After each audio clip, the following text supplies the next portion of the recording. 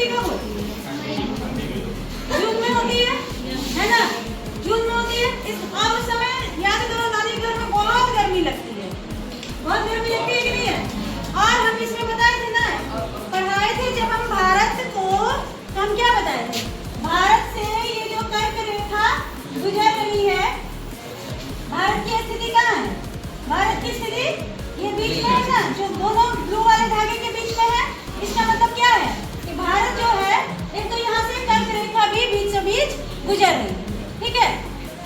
तो अब हम देखते हैं, तो इसका मतलब ये है कि भारत की स्थिति कहाँ पे है? यहाँ पे है, ये भारत की स्थिति है ना, ये दिख रहा है, ये क्या है? भारत की नीले धागे के बीच में क्या है?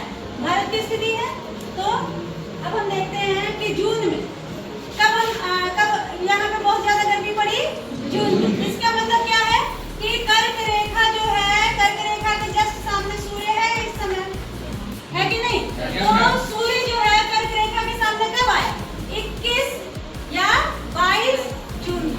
21 जून लिखोगे तो भी सही रहेगा, 22 जून लिखोगे तो भी सही रहेगा। तो कर्क रेखा के सामने सूर्य कहाँ है? कब है? जून। ठीक है, उसके बाद सूर्य क्या करेगा? भूमध्य रेखा की ओर जाना शुरू कर देगा। तो कब पहुंचेगा? 22 सितंबर में। कब पहुंचेगा?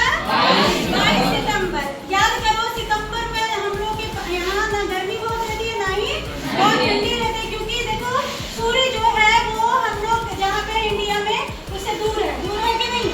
तो यहाँ पे ना ही गर्मी है ना ही ठंडी है। उसके बाद सूर्य जो है फिर पहुंचेगा कहाँ? मकर रेखा के जस्ट सामने। तो ये कब समय है? 22 दिसंबर। कब है? 22 दिसंबर। देखो मकर रेखा से कर्क रेखा कितनी दूरी पे है ना? याद करो दिसंबर में यहाँ पे कितनी ठंडी होती है कि नहीं? फिर वापस से सूर्य कहाँ आने लगेगा? 22 नहीं, फिर मार्च आएगा। फिर क्या आएगा? कौन सा मार्च? 21 मार्च। 21 मार्च को सूर्य क्या होगा? भूमध्य रेखा के जस्ट सामने रहेगा। याद करो मार्च में भी हमारे यहाँ ना ही बहुत गर्मी रहती है, ना ही बहुत ठंडी रहती है, ठीक है? तो उसके बाद हम लोग क्या, फिर ये मार्च के बाद फिर सूर्य क्या करेगा?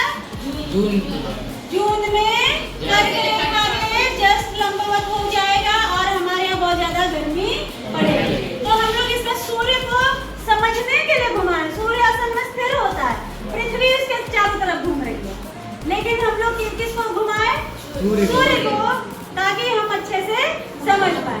तो ठीक है, तो ये जब हम लोग याद करो कि ठंडी के मौसम में क्रिकेट का मैच कहाँ पे होता है?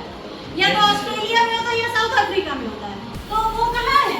मकर रेखा जो है उन प्रदेशों को पार करती है। तो इसका मतलब क्या? दिसंबर के टाइम में जो वहाँ पे क्रिकेट का मैच हो रहा है, वहाँ पे कैसा मौसम है? गर्मी। कैसा मौसम है? और उसी